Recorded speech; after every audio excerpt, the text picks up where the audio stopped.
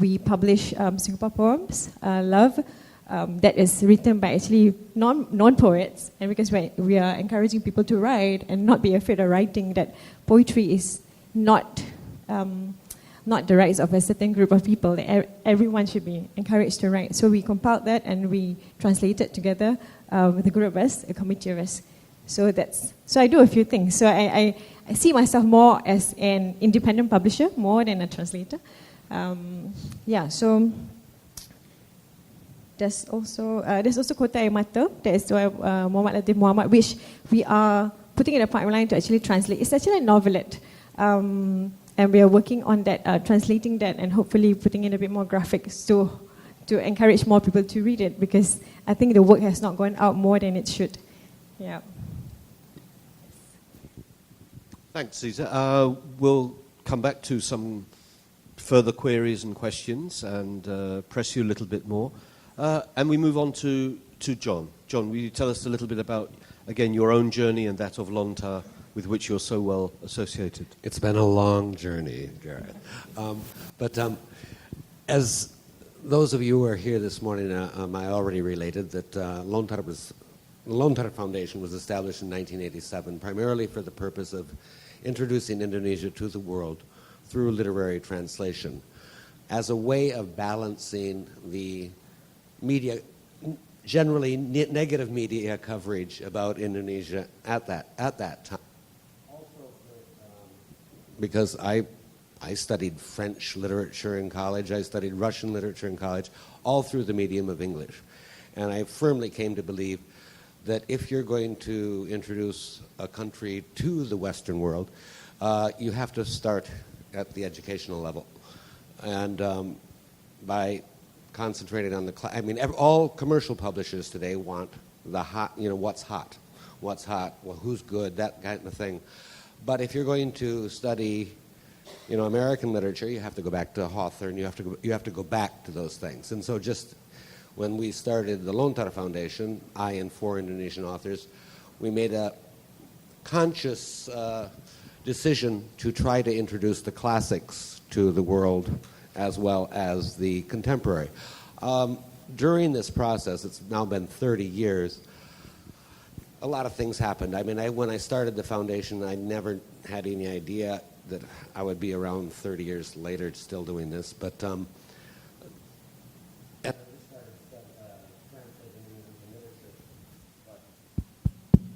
hello. But over the years, I did kind of begin to become a professional publisher, and I saw that we had to start different imprints, different series, that kind of things. I'd like to show you some covers. For example, before, when I started the Lontar Foundation, we published everything under the name Lontar, whether it was classic, whether it was, whatever. So everything went under that.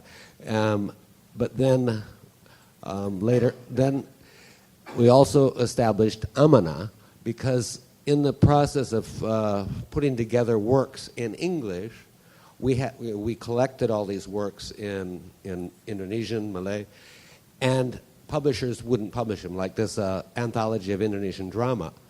It's 4 volumes. It cost us $50,000 to produce, 5 years.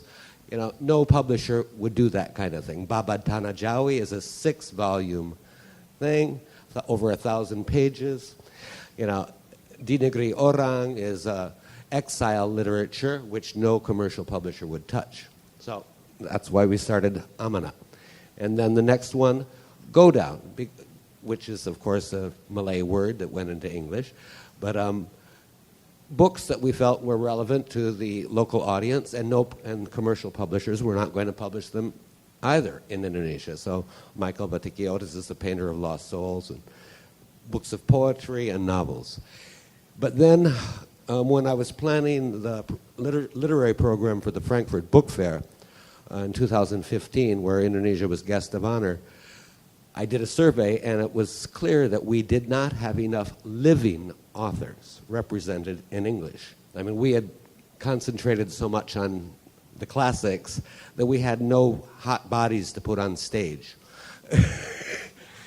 And so I developed this series, by the way, samplers of Indonesian literature. Most, like a collection of short stories is usually 15 to 20 short stories. Well, these have 3 to 5. Poems, 15 to 20. So you get a sample. And we've done 25 in this series so far. But 5 of the authors have gotten picked up by commercial publishers abroad, just because they could read those samples. So the foundation, it's the 30 years, it's been a process of discovery. And I'm humbly proud to say, if that's such a thing, that Lontar has become a model for, I think, what should be done in other countries around the region. And I would like to see, and I'd like to talk about this later, more cooperation between, especially the ASEAN countries, with the common heritage that is shared from Thailand down through the Philippines. It's amazing that we don't know each other well enough. Thank you very much, John. So here we have an exemplary practice over 3 decades and a clarion call, I have to say. And are we up to answering that clarion call that we need to know each other better and we need to cooperate across the artificial boundaries of the region? Jérôme? So my story, I started Gentayu, the Gentayu Review, actually about 3 years ago. But prior to Gentayu, I actually I founded a website, an online, merely a blog, talking about Malaysian literature. Why I started this blog called Lettres de Malaisie, it's all in French, is because I couldn't find any information about Malaysian literature anywhere on the internet. Be it in English, I could find a bit, but when it came to French, there was absolutely nothing actually being written about Malaysian writers, classics or contemporary. And so I had been living in Malaysia for 5 years already. I was working at a time as a travel writer, working on the guidebooks, articles for travel publications in France. And traveling around, I actually enjoyed, what I enjoyed a lot, of course, was meeting people, visiting places, but also reading local literature. And when I traveled through Malaysia, I actually picked up a lot of books written by local writers. And I thought those books were great. Some of them were fantastic. And I wanted to actually share more information about those books to the French-speaking readers. And there was a need, actually there was a demand for such a website. Very quickly I saw that the number of visitors on my website actually grew very fast. The French community here in Malaysia is pretty small, by numbers up to maybe 2,000-3,000 people, mostly in KL. But they are very interested in reading. French people and French-speaking people in general are quite, they love reading. And there was a demand for more information about the local writers, about what books were available, and what books were available especially in French translation. I came up with a bibliography listing all the novels and essays and stuff that were written that had been translated from either English by Malaysian writers or Malay into French. The numbers over the past 30 years are very low. It roughly amounts to about 20 to 25 novels over the past 30 years. Novels and collections of short stories and poetry collections. So it's everything together. That's quite a low number, but it's even worse when it comes to Thailand, when it comes to Cambodia. Vietnam is, we get quite a bit of, Laos, of course, non-existent. Indonesia is actually about on par with Malaysia. I would have thought it was much more, but it's actually not that much more. And so putting up this bibliography and comparing like numbers with neighboring countries, I realized that really there was nothing much being done in terms of translation from those languages into French, and even less so in English, Thai to English, or apart from the Lontar Foundation, of course, for Indonesian. There was very, very few translations coming out. When you go to a bookstore in France, you realize that there is always an Asia section. You would find an Asia section, but most of the books translated are actually either Chinese, from Chinese writers, or Indian or Japanese.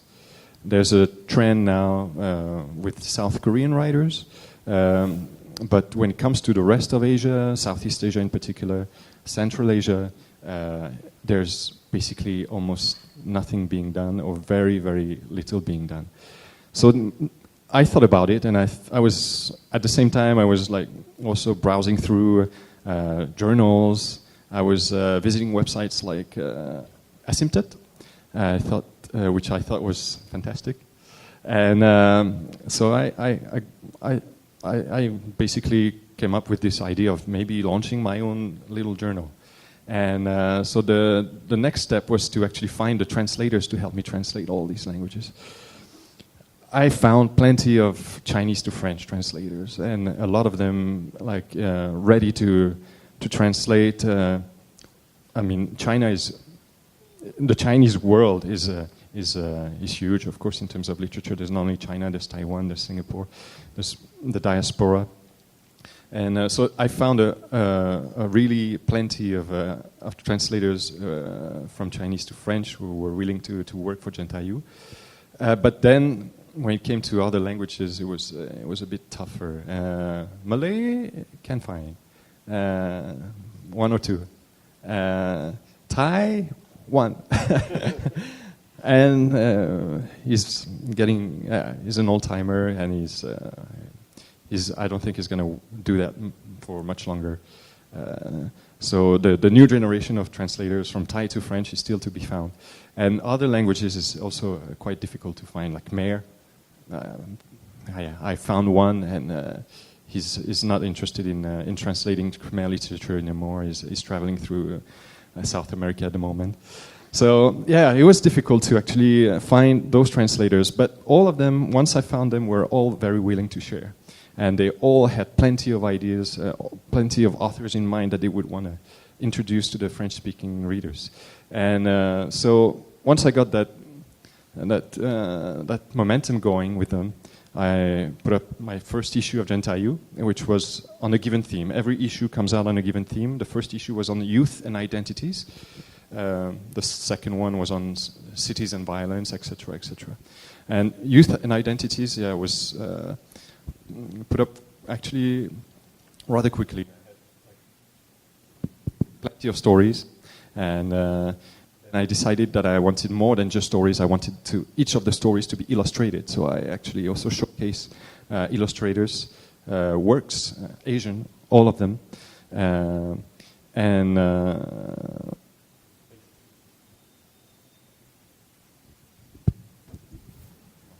merci. So the whole idea of the Gentayu Review is to showcase Asian talents, be they literary or illustrations as well, illustration-wise, and photography. There's also, in every issue of Gentayu, there's a photographic essay by a local photographer. So it's all different kinds of storytelling forms that I wanted to showcase to French-speaking readers. And it's been 3 years now. And for this year, I'm very happy that I'm actually finally getting some fundings by the French National Book Center, the CNL, who's eventually recognized the work and the effort put behind all these issues of Gentayu, and it's going to help me look a bit more forward into the future for Gentayu. That's it. Excellent, thank you, Jérôme.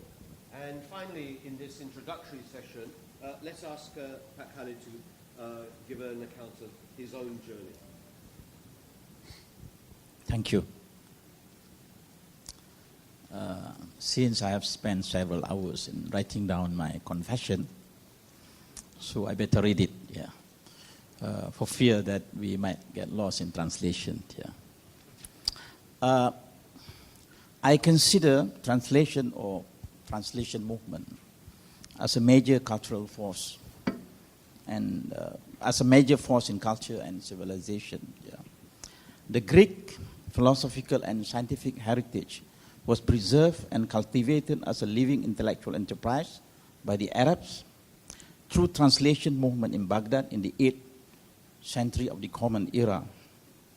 It began with the establishment of the institution called Baitul Hikmah, the House of Wisdom by Khalid Harun al-Rashid.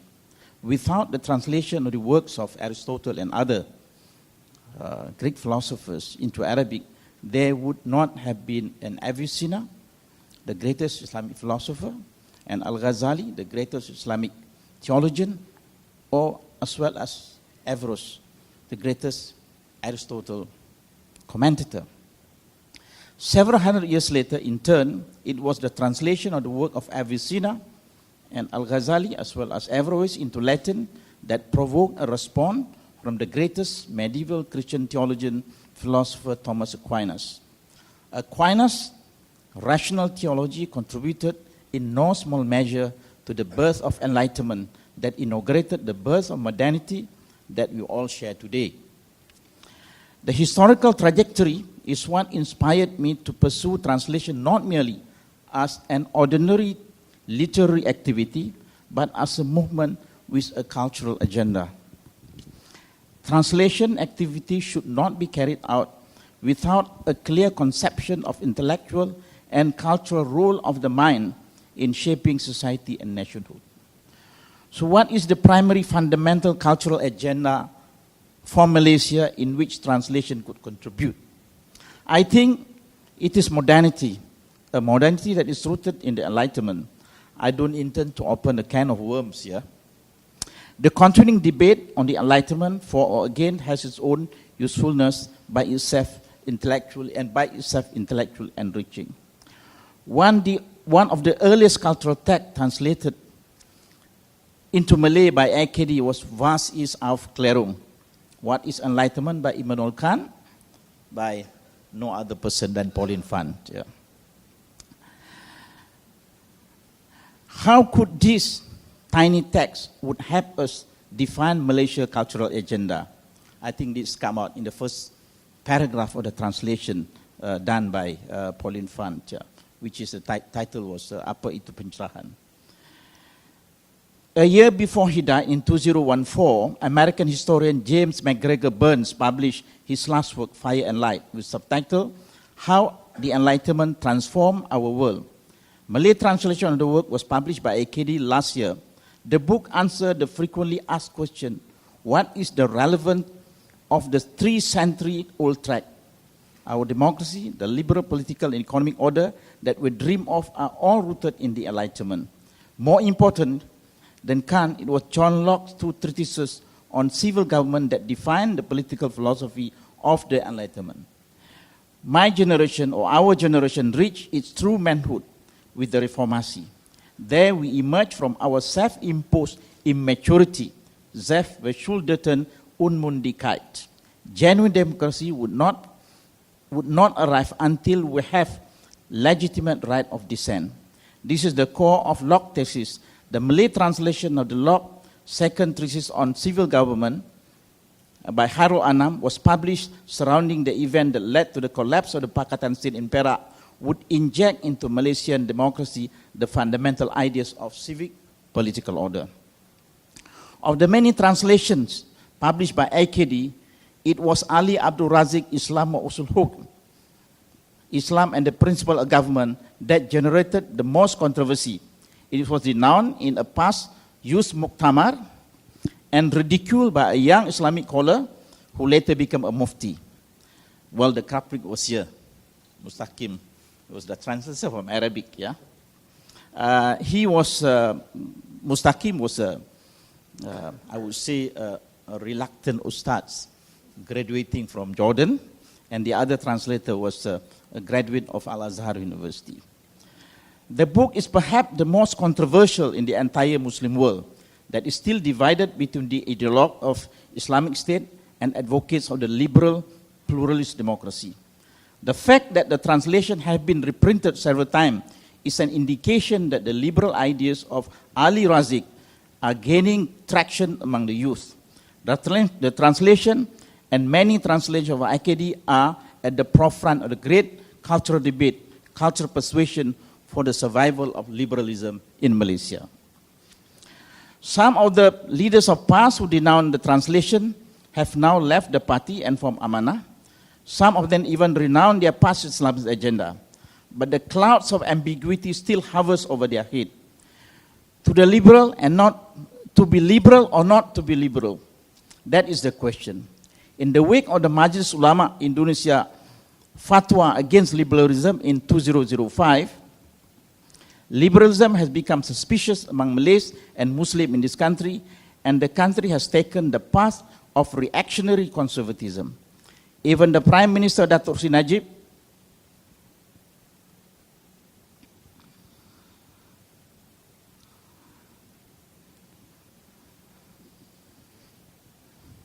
has succumbed to this trend by calling liberalism as a threat to the Muslim.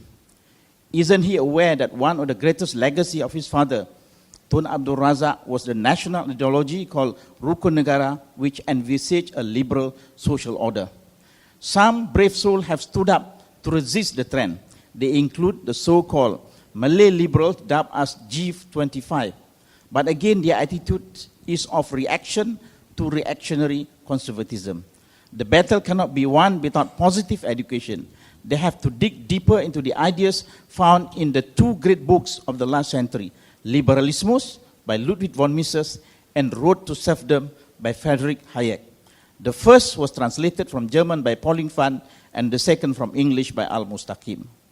I am fortunate to have around IKD a group of young activist intellectuals, Pauline Fan, Mustaqim, Hairul Anam, Amin Ahmad and Farhan Effendi, and Ikmal Ahmad, and many others. The impact of their translation works will grow in the years to come. They are also the core team in an unprecedented translation project. Since September 2014, Datuk Sri Azmin Ali became the Menteri Besar of Selangor and brought me along as one of his staff. Selangor is the most developed state in Malaysia and the biggest contributor to the national GDP, about 23%. Apart from being at the forefront of the national economy, the Menteri Besar wants Selangor to be head and shoulder above the rest in cultural and intellectual vibrancy. Hence, the implementation of the Agenda Pencerahan Selangor. It is entering its third year under recently approved 2018 state budget. So far, it has two components. The first was translation. Second is audiobook.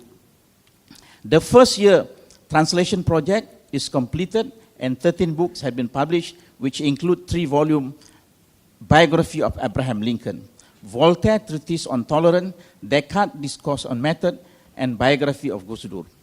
The audiobook project is an innovation in the region, and the state of Selangor is proud to be a pioneer.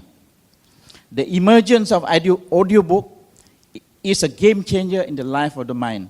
Many have scorned audiobook as unserious and not worthy of the books as a supreme production of civilization. But please go and listen Derek Jacobi's reading of Robert Pagel's magisterial translation of Homer Iliad. It will change your mind. At the very least, it will help alleviate our daily suffering in traffic congestion. What is the greatest challenge to translation movement? Money is always a problem.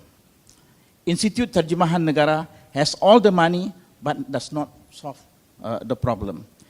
Even one have the best translator, one should take the stock to Alan Bloom's translation of Plato's Republic, to be faithful, at the same time beautiful. There is a perennial dilemma of translation. And as it's often said, translation is like a woman. If it is beautiful, it is unfaithful. If it is faithful, it is certainly not beautiful. Thank you.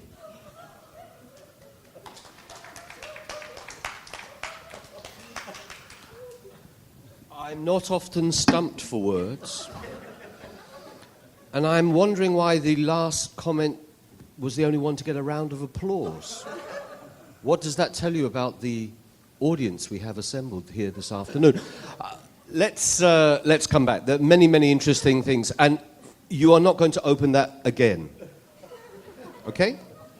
No, you're not. As your moderator, I'm going to forbid it. Because I actually want to hear the Khalid Jaafar story and a much more personal sense. And I'll come back to you. Now, what it seems to me, I want to pick out both commonalities and differences in the experiences that have been just described. It seems to me the different motivations at play, even though we're all engaged in some sense with translation, whether translation is at the heart of what we do or has emerged from other dynamics as with Mekong Review. But it seems that you're all addressing something that we might term an absence, because after all, you have a sense of a vacuum, something is missing, and you feel driven to fulfill or to literally fill that absence. But the motivations are very, very different. Pak Khalid, it's very clear that you bring to the whole process of translation through IKD, through your links with the Selangor state government, it's a very clear cultural political agenda that you're pursuing and so on. In some of the other contributions, I had a sense in which the political agenda was more imminent, it was there, but maybe less foregrounded than in quite the sense that Pak Khalid was talking about towards the end. I'm also struck by other kinds of absences or indeed losses. I interviewed Jérôme for quite a long article earlier this year. And one of the things that struck me was the great marginalization of Malay literary culture within the Francophone world. And yet 150 years ago, this actually was not the case, was it? I mean, Jérôme can expand a little bit on what I mean, but the Malay poetical form, par excellence, the pantun, was actually explored in very creative ways by men and women of letters in France during the 19th century. So partly I may come back to you to explore the dynamics of presence and then also of amnesia and loss and your own particular roles. Well, I'm coming back to you more personally, each of you. What drove you? I mean, any of his Lockean, rational homo economicus would say, you're all nutcases. I mean, there is no rational basis for you to give over your lives to something so economically marginal as publishing in translation. So I'd like you to explore once again, revisit you. Minh, may I start with you? The kind of rationale, the kind of motive that led you beyond a simple calculus of rationality. Give me 10 minutes. No, it's on. Sorry. Well, there's a mix of...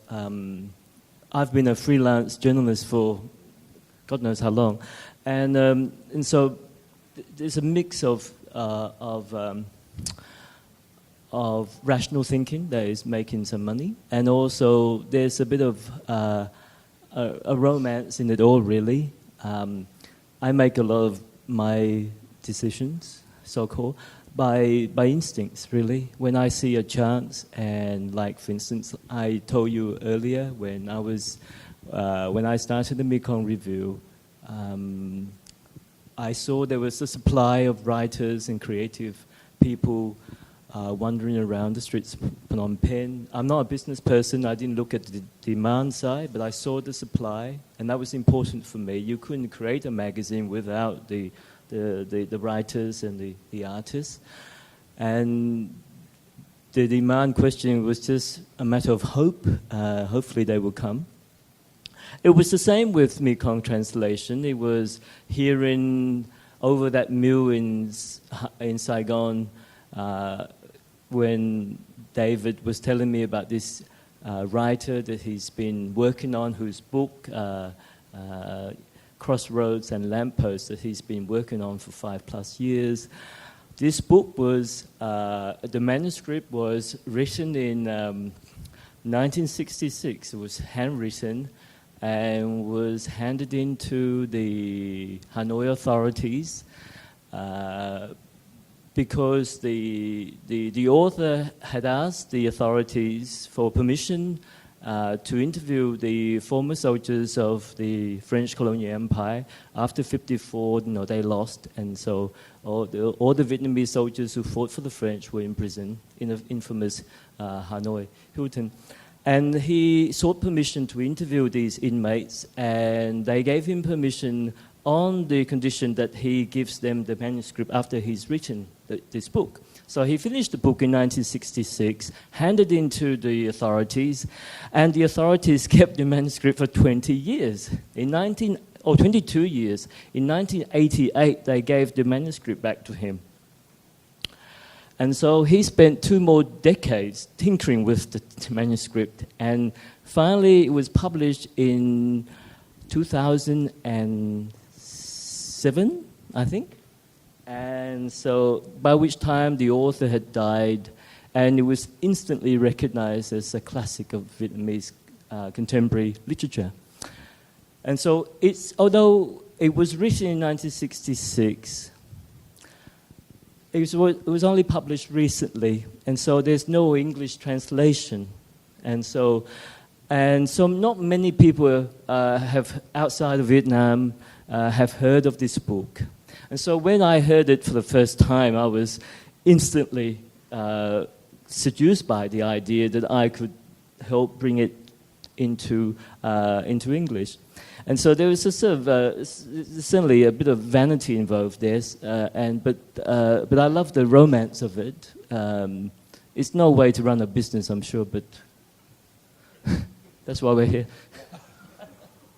But you feel that benign sense of ego actually is a driver for taking these otherwise irrational decisions?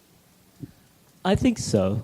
I mean, it's hard to quantify the amount of what, but in that messy mix of motivations, there's always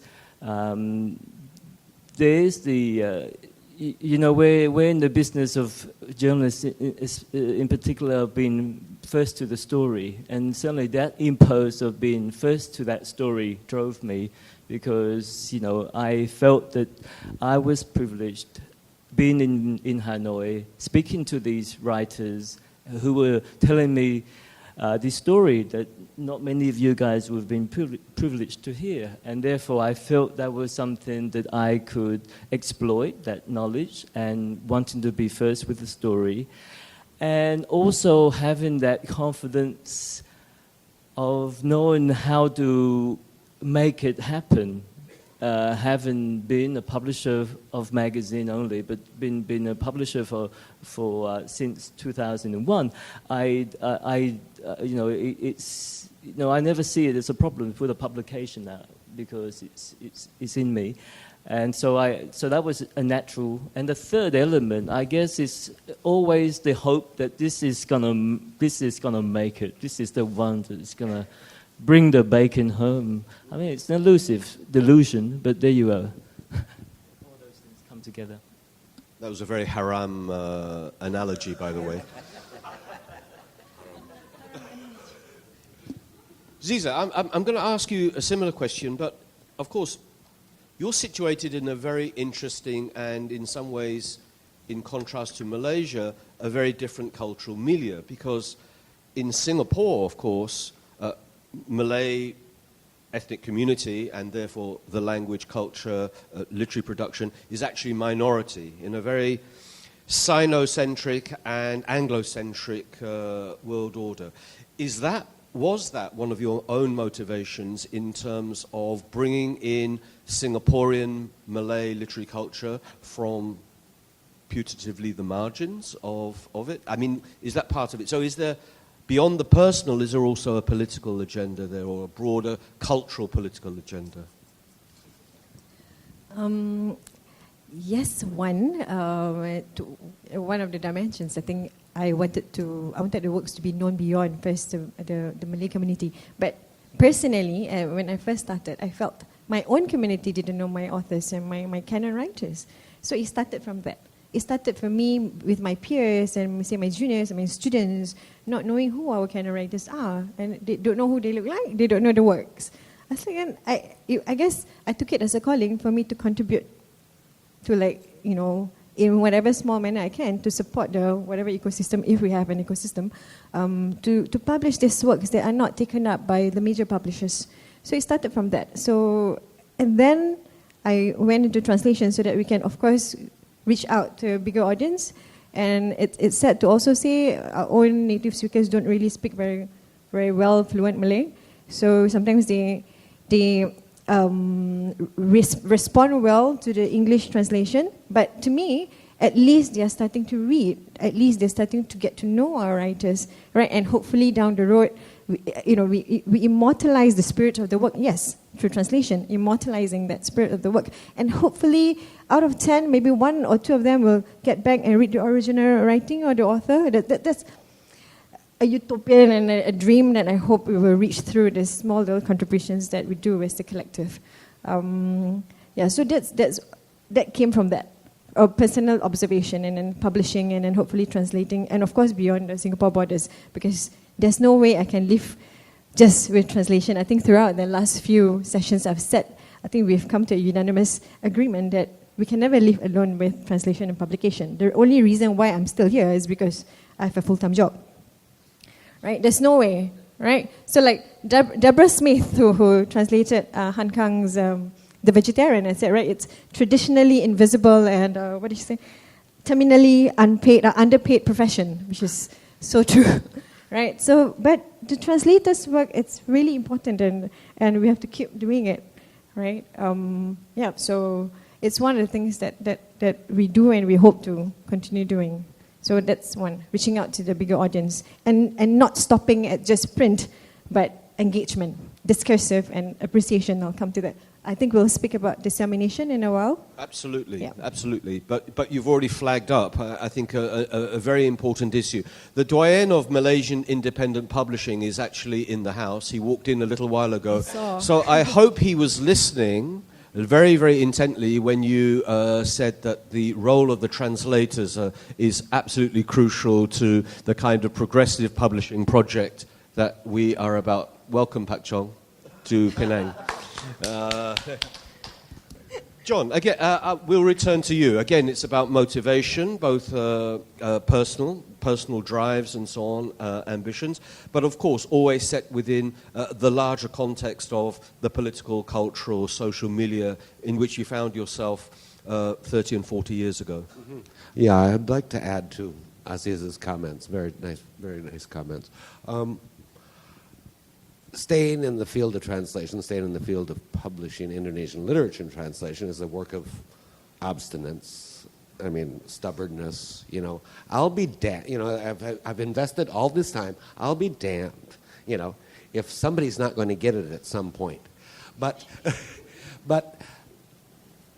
when I personally realized why I was in the field was after spending quite a number of years translating the notes of Pramudia Anandatur into English. When he was in Buru Island for quite a number of years, his notes were smuggled out of the penal colony. There were about 1,500 pages in total.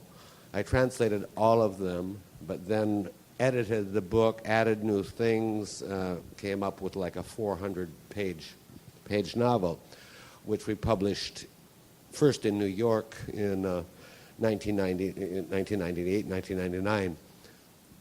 And shortly after Suharto, stepped down, Pramudia agreed that he would be willing to go on a world tour. And so I arranged that tour and, in fact, arranged him to come to my home village of Cazenovia, Wisconsin. But the University of Wisconsin-Madison, which teaches Indonesian, is near there, so that made sense. But a little bit, my own father, had died a few months before that, and but gathered at my family home was Pramudia, several of his friends, all of my family. And so as part of the reception for prom, I read a chapter from his notes, a letter that he had written to his daughter. And by the end of the reading, Pramudia and everybody was crying. My family was crying. Pramudia was crying. He said he had never heard his words before, And it was like at that moment I got it. Okay, that's why I'm doing it. My family got it. Pramudia got it. That's why I continue. I'll come back in a little bit because the two sets of motivations that Azizah and you described, one is from Indonesia to a wider world, but in fact yours was more internal, wasn't it? It was more to do with the kind of internal language politics of Singapore, a very, very small place in the world. Jérôme, going back to... I was born in Singapore, I'm allowed to say that, hello. A very, very small and insignificant place in the world. Jérôme, from Langkawi. Yeah, my own personal motivation to start and embark on this adventure is pretty much like Minh is to... Oh, you wanted to make a lot of money? Yes, exactly. That was it. It was just a very... it was by instinct. It was like really... I thought, okay, I see something there that nobody does. Why don't I do it? And then I could picture all those poor translators sitting in their room, like working on translating stuff and never getting any reply from publishers, never getting any feedback from about their work. And I was like, I was one of them. I was translating also stuff from English to French, and I've sent loads of samples to publishers everywhere, and you rarely get feedback. And stories about Malaysia, well, who wants to read those? And so I thought about all those translators, and I thought Jentayu was sort of a gift to them. It was really trying to actually give them a platform, a space where they could showcase their work and be able to actually reach further out there directly to commercial publishers or directly to the readers, and they're all. I think they're all pretty grateful for Jentayu, and it's also helped me to develop a lot of plenty of friendships with those translators all around Asia, and it's a fantastic story so far. 3 years of building friendships through translation. Okay, shall I translate what he just said? Jentayu is an international job creation scheme for translators, and it's highly successful. That's very, very... I want to, because Minh and Jérôme, I want to ask you this interesting question. I mean, the colonial metropole periphery link is fairly obvious in the case of Malaysia and Singapore because of English. In the Netherlands, also to a certain extent, although it's disappearing in relationship to Indonesia. But I'm surprised that the French colonial linkages to Indochina seem to be almost non-existent anymore. How do you explain that? What do you mean? I mean, you just said there's almost zero translation or indeed interest before you took it up. In Indochina, there are a few publishers who are actually very interested in literature coming from Vietnam, especially. Yeah. So we have a few Vietnamese writers. One is Dong Tu Hong, if I pronounce correctly. She's one of those writers that get translated. We have also the Vietnamese diaspora in France and in Quebec who write beautiful stories and novels, and who are quite prominent on the French publishing market, like Kim Thuy. So there are a few names that are out there and well known. But of course it's not much, and I think there's also a tendency to always repeat the same stories. We tend to always publish stories about the Vietnam War, about memories of that time. But there is a new generation of more modern writers who write stories about Vietnam as it is today, and they don't focus so much on the Vietnam War anymore. And those stories are finding very little traction now at the moment on the French publishing market. So I hope to be able to bring some of those stories through Gentaiu, and that publishers would be interested in actually like publishing those stories. Well, I think the French have been quite successful in their time in Indochina to provoke the locals to hate each other more than they did before. You know, the Cambodians couldn't stand the Vietnamese. After the French left, they hated each other ever more than before because the French had elevated the Vietnamese to positions of administrative authority over the other subalterns, the Laotians and the Cambodians. And after the French left, you know, they all went after the Vietnamese. Thanks, Jérôme and your colleagues. But in terms of literature in Southeast Asia, though, especially on mainland Southeast Asia, I mean, it's a fairly cozy part of the world, and they share so many things there. The food, the language, certainly between Myanmar and Laos, Thailand and Cambodia, they share the Sanskrit base. Vietnam is the only outlier country because was colonized by the Chinese, and its language derived from the Chinese. But even so, they're so intimate and so cozy. They don't have much of a literary connection there. You know, you'll be really searching for a needle in a haystack if you can find a book by a Thai author or a Burmese or a Laotian or a Cambodian writer that writes about the people in next door to them. It's a really curious thing. I mean, you wouldn't find this in Europe. I don't know about other parts of the world, and you know many of those countries share a long history of conquest and subordination, and so on. And I'm sure, you know, someone like myself, I was born in Vietnam, but I'm sure I don't look like a Vietnamese, and so I'm sure I've got Khmer and other bits of DNA in me. And I mean, once upon a time, all these people were intermingled and intermarried, and yet, I guess the 20th century, you know, that whole colonial war and the Cold War and what have you have really frozen that connection.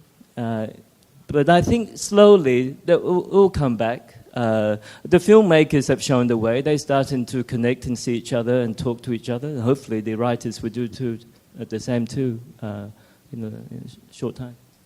We started a little bit late waiting for Pat Khalid, so I'm going to beg the audience, could we take an additional 10 minutes after 3:30? We break at 3:40. Is that acceptable or not? Okay, we'll take an extra 5 minutes. Because I do want to take some questions from the floor, but there are two hanging issues that maybe not all of the panelists, but some of the panelists may want to address, and they've also already been raised. Azizah, what you said about issues of distribution, dissemination, and consumption, which is very, very important, both in some obvious ways, the printed product, but also you've also hinted at other ways of engaging in the discourse. And then, John, something you said in your own introduction, and that's the sense of regionness. Rather than being hooked into core and peripheral relations that were set and sedimented by colonial relations, we as a region, we of 10 ASEAN nations plus Timor-Leste, of course, so let's make that 11, but we know each other so badly.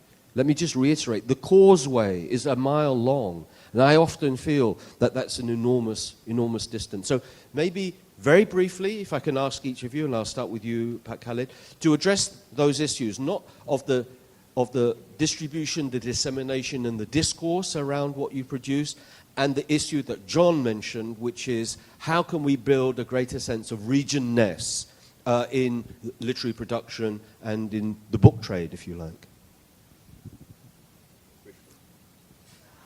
I think we here hardly know other regional languages apart from our mother tongues and English. Yeah. So the translation will have to come through another foreign language. Yeah. That is a great challenge.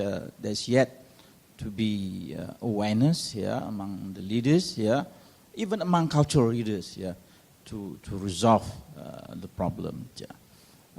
I think we have to do, I think the creation of journals like this, Gentayu, and also effort by Lontar, I think, and also Mekong Review will help to bridge the gap.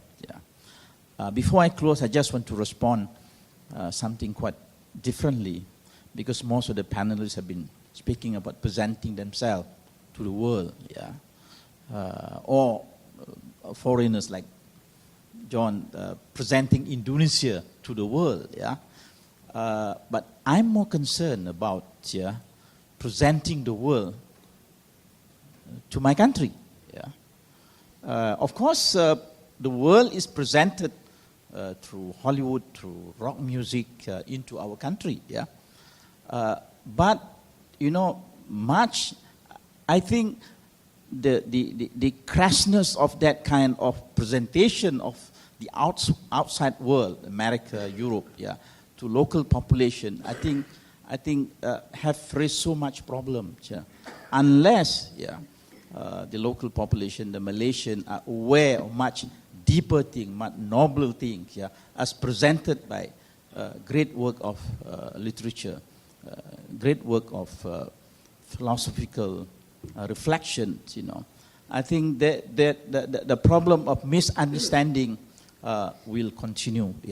And being a person who has lived in Malaysia for more than 60 years, I'm aware, I'm deeply in as a kind of isolation, a kind of, we are not in the global discourse in the true sense of the word. I mean, the discourse that originated from Homer, from Plato, or from Mahabharata, something like that. I think for a cosmopolitan country like Malaysia, we have to be aware of that. And how do we do this? It is through translation. I realized quite late, most of my reading in English are not original English work. Most of them are translation, either translation of Homer or translation of Mahabharata or translation of Kamu, John Posad. They are all translation. But the leaders of this country are unaware of the important role of translation. Until the country is aware of the important role of function, and we do take serious steps to address the gap, I think the problem will persist. When it comes to dissemination and spreading the word, and for Gentayu, what I do as much as I can is to organize events here and there. I've done events in KL, in Singapore, in Bangkok, in Taipei, in Paris, and I want to do more of these to actually be able to, of course, spread the word about Gentayu, but also just spreading the word about the translation. And in those events, I always invite as many translators as I can, meet with the writers together, and the crowd is usually very multicultural. In Paris or in Taipei, it's always a pleasure to actually take part in those events, and I hope to be able to do more of these. And following up on the idea on how to bring Southeast Asian countries together, closer together, I would, when I first started Gentayu for French-speaking readers, I always thought in the back of my mind, I had this idea of maybe doing something in the other way. Actually having a Gentayu for Malay readers. I mean, Malay-speaking readers, and if it's something that could be worked out, I had some people approaching me for this. And if it's only for Malaysia, why not? If it's for the whole of Southeast Asia, it would be even better. But then the question of language is, of course, an issue, and fundings, of course. But yeah, why not spread further the Gentayu's wings? Yeah. Could you show that last slide of mine? I often am asked to give a lectures on translation, and I called my lecture the 4 C's, about what, and then I think all of us are doing that. We have this concept. What are we trying to achieve through translation? And then, of course, I think we all agree, we know what we have to translate. The third is to take advantage of the conditions that, whether it's the Frankfurt Book Fair or it's the Georgetown Literary Festival or whatever. The biggest problem that all of us face, of course, is the commitment, the financial commitment. But, after 30 years, I found, we all have these same problems. We need the final C is the cooperation. There has to be a commitment on the part of the governments. I mean, I think we have to go to that level, at least starting in the ASEAN region, to get Indonesian books in the Malay curriculum, Malay books in the Thai curriculum, and so on. But that's my final word. Yeah, agree. Let me just echo that a bit. So I think because we're like little small atoms, and I think if we combine and we synergize, I think there'll be more impact and probably a wider network that we can hit. So one of the things I just wanted to mention, first, maybe particularly in Singapore, we need to cultivate or recultivate that reading habit. Is one of the problems I think that we have, and we need to first kill the mentality of reading for education. Because the moment my students after O-levels, after Sec 4, they don't want to read because reading is so scary, Reading reminds them of studying. So that's a problem that we face. I don't know about outside of Singapore. That's one. Just from the core of it, right? The readership that's really diminishing, and we have good festivals like this, and we are seeing the same people over and over, right? One. And then also there was a survey done from that survey and Singaporean respondents. 30%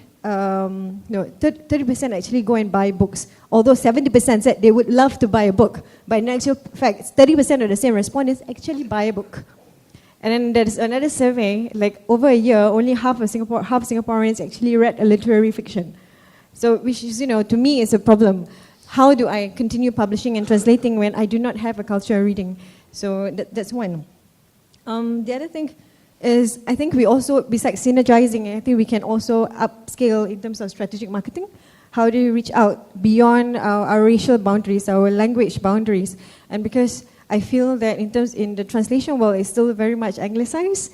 So what is really lacking is cross-racial and cross-ethnic communication.